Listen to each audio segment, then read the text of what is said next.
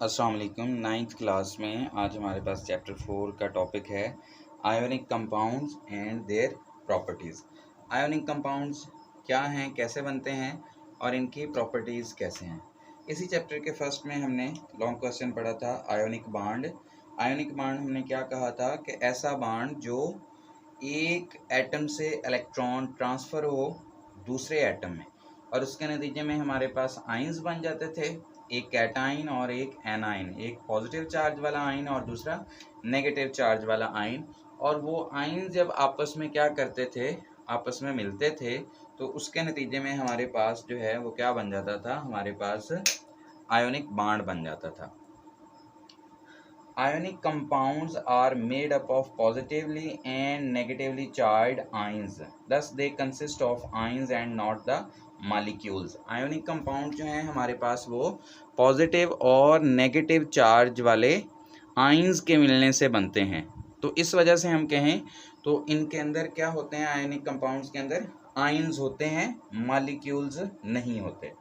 ये इनकी डिफाइन होगी।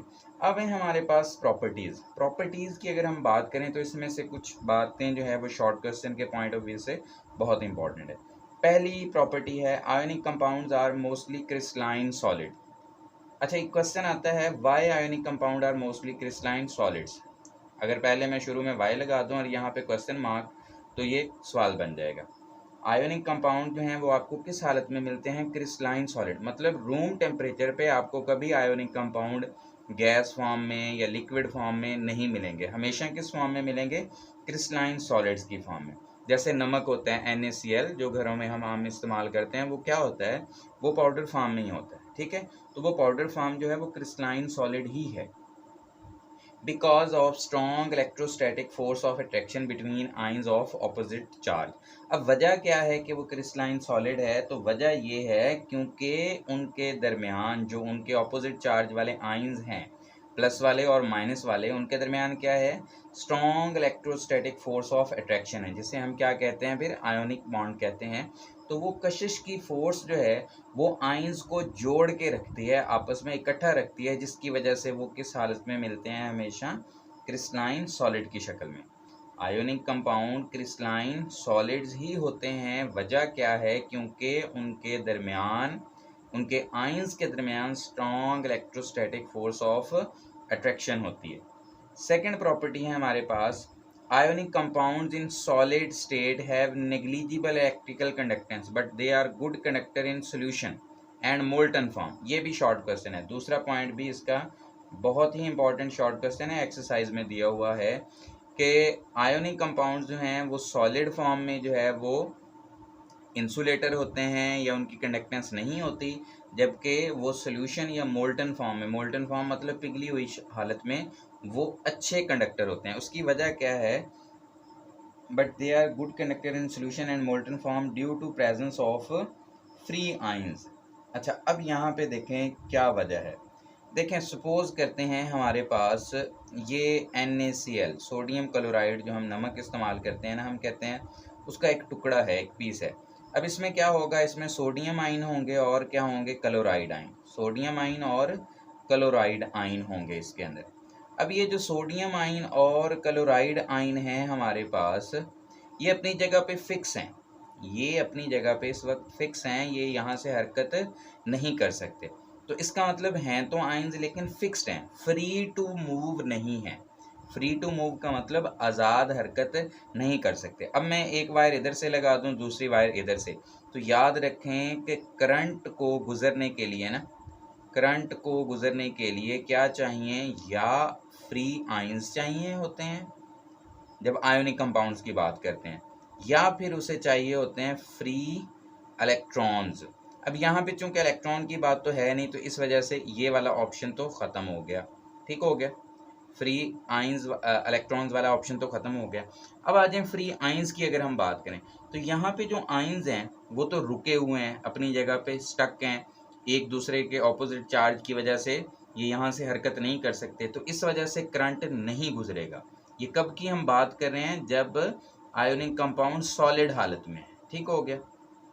अब इसी NaCl को सपोज के हम, ये वाटर है हमारे पास एक बर्तन में, ठीक हो गया, इसमें हम डाल देते हैं सोडियम क्लोराइड को उठा के। अब जैसे ही पानी में सोडियम क्लोराइड गया, आपको पता है कि सोडियम जो है, सोडियम क्लोराइड वो पानी में हल हो जाता है। अब सोडियम आयन अलग हो जाएंगे और क्लोराइड आयन अलग। अब वो पानी के अंदर फ्री टू मूव हैं। ये जो सोडियम के आयन भी हैं और क्लोराइड के आयन भी क्या हैं, फ्री टू मूव हैं। अब अगर हम एक वायर इधर लगाएं और एक वायर इधर, तो इसमें से करंट गुजारें तो अब करंट गुजर जाएगा। क्यों? क्योंकि यहाँ पे आयंस क्या हैं, अब आयंस फ्री टू मूव हैं, फ्री आयंस आ चुके हैं इस वक्त। अब ये आयंस अवेलेबल हैं, दस्तयाब हैं कि करंट को एक जगह से दूसरी जगह लेकर जा सकते हैं, कैरी कर सकते हैं करंट को। सॉलिड हालत में फ्री टू मूव नहीं थे, अपनी जगह पे रुके हुए थे, स्टैटिक थे। लेकिन सॉल्यूशन की हालत में क्या है, वो फ्री टू मूव हैं, आज़ाद हैं, घूम फिर सकते हैं। तो इस वजह से क्या करेंगे, सॉल्यूशन की शक्ल में उसमें से करंट गुजर जाएगा। या मोल्टन फॉर्म होती है। मोल्टन फॉर्म का मतलब ये है कि इसे पानी में ना डालें, वैसे ही NaCl को गर्म करें बहुत ज़्यादा टेम्परेचर पे, और जब वो पिघल जाए, उसका लिक्विड बन जाए, मोल्टन फॉर्म आ जाए, तब उसमें से करंट गुजारें तो तब भी उसमें से करंट गुजर जाएगा। तो students, ionic compound solid state में उनकी इलेक्ट्रिकल कंडक्टेंस नेग्लिजिबल है या बैड कंडक्टर हैं या इंसुलेटर कह लो, लेकिन सॉल्यूशन की हालत में या मोल्टन फॉर्म में वो बड़े अच्छे कंडक्टर हो जाते हैं। उसकी वजह क्या है, क्योंकि सॉल्यूशन या मोल्टन फॉर्म में उनके पास क्या आ जाता है, due to presence of free ions मौजूद होते हैं। इस वजह से उनमें से करंट बड़ी आसानी से गुजर जाता है। तो ये आपका शॉर्ट क्वेश्चन हो गया, एक्सरसाइज में भी आप देख सकते हैं। नेक्स्ट है हमारे पास, ionic compounds have high melting and boiling point. ये बात भी अब शॉर्ट क्वेश्चन में है कि क्यों है। तो ionic compounds have high melting and boiling point due to presence of strong electrostatic force of attraction between oppositely charged ions, so a great amount of energy is required to break these forces। अब example हम NaCl की बात करें तो sodium chloride में जो sodium plus का charge होता है, क्लोरीन के ऊपर माइनस का चार्ज होता है, तो इनके दरमियान जो कशिश की फोर्स होती है वो बहुत स्ट्रांग होती है। अब अगर हम चाहते हैं कि सोडियम आयन अलग हो जाए, क्लोराइड आयन अलग, तो इनके दरमियान जो कशिश की फोर्स होगी उसे हमें ब्रेक करना पड़ेगा। उस कशिश की फोर्स को ब्रेक करने के लिए हमें बहुत ज़्यादा एनर्जी प्रोवाइड करनी पड़ेगी। तो जितनी एनर्जी हम ज़्यादा देते जाएंगे, उनका टेम्परेचर उतना ज़्यादा होता जाएगा। इस वजह से सोडियम क्लोराइड की अगर हम मेल्टिंग पॉइंट की बात करें तो वो बहुत ज़्यादा है। कितना है, 800 सेल्सियस है, और बॉइलिंग पॉइंट जो है वो 13 सेल्सियस है। तो ये टेम्परेचर बहुत ज़्यादा है। इससे जाहिर होता है कि जो आयोनिक कंपाउंड्स हैं उनके अंदर जो इलेक्ट्रोस्टैटिक फोर्स ऑफ अट्रैक्शन है, जो उनकी बॉन्डिंग है, वो बहुत स्ट्रॉन्ग है। ये जो थर्ड पॉइंट है ये भी बाज़ दफ़ा शॉर्ट आता है, ये भी एक्सरसाइज में दिया हुआ है। लास्ट पॉइंट है हमारे पास, they dissolve easily in polar solvents like water. Ionic compound जो हैं वो पोलर सॉल्वेंट में बड़ी आसानी से हल हो जाते हैं। मसलन जैसे पानी है, पानी के अंदर आप नमक डाल दें तो वो हल हो जाता है। Water has high dielectric constant which weakens the attraction between ions.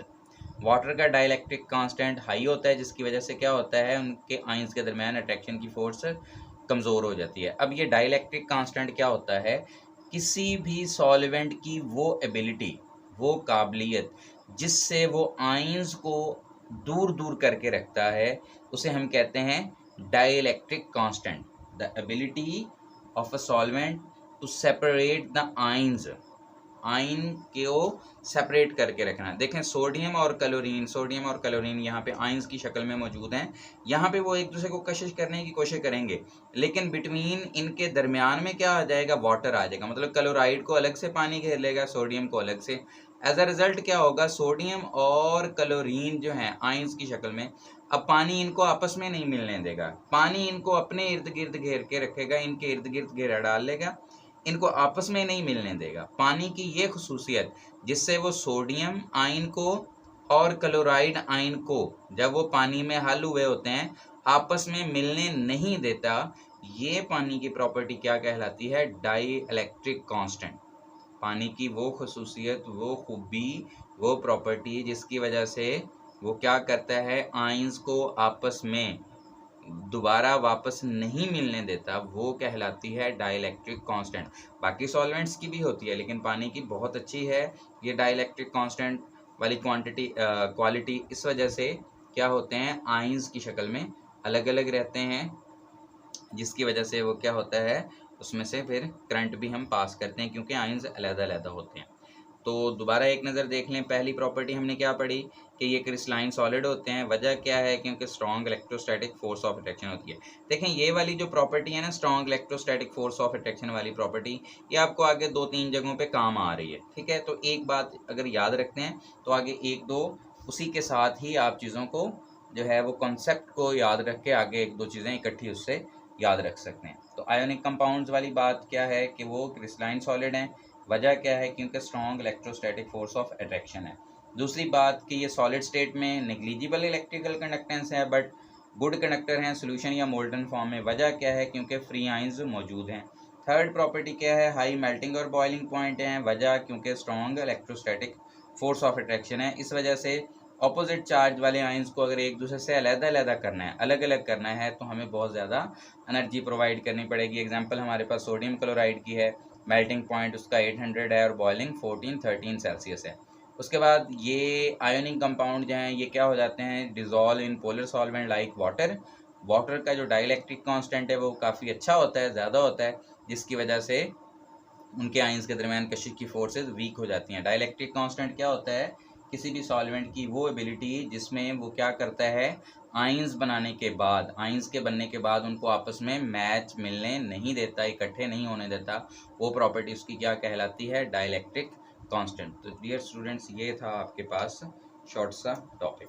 अल्लाह हाफिज़।